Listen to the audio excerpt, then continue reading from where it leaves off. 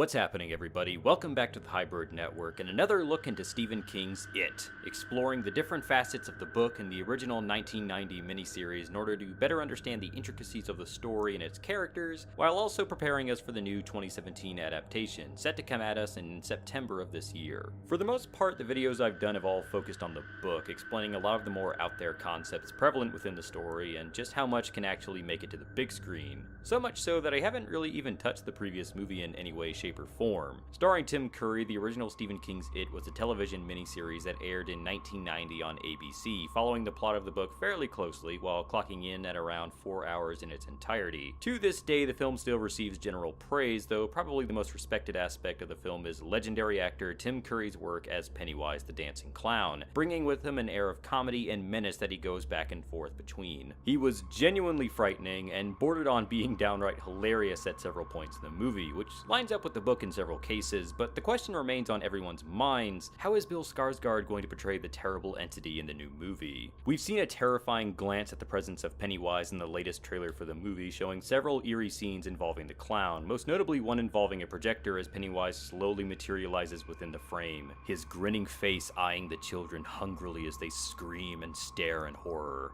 Absolutely chilling. But more notable than that, we don't hear Pennywise actually speak. We hear Georgie giving his infamous phrase, "We all float down here," but it doesn't actually utter anything. And given the tone of the trailer, it had me wondering, what kind of Pennywise are we getting here? Because let's be honest, you go back and watch the old miniseries and Tim Curry's just having the time of his life in that clown suit, making Prince Albert jokes, contorting his face into a variety of looks, and just looking like he's on top of the world as he essentially laughs at the misfortune of others. But you see that new trailer, how for the most part everything seems silent, how dramatic the atmosphere is. Can you see this Pennywise cracking a joke or a pun? I think in a lot of ways this new Pennywise might be taking a little less of a role as a clown and just straight up owning that demonic presence. We see this Pennywise slowly rising from a pool of water. We see him constantly sporting that hideous grin in all of the promotional material, and I just get the feeling that he's not going to be an animated persona, but more of a silent, eerie figure. Whereas Tim Curry's Pennywise would be dancing on the side of a street or making wisecracks and waving at the kids after he's given them a scare, I can only imagine Skarsgård's version to just stare after them,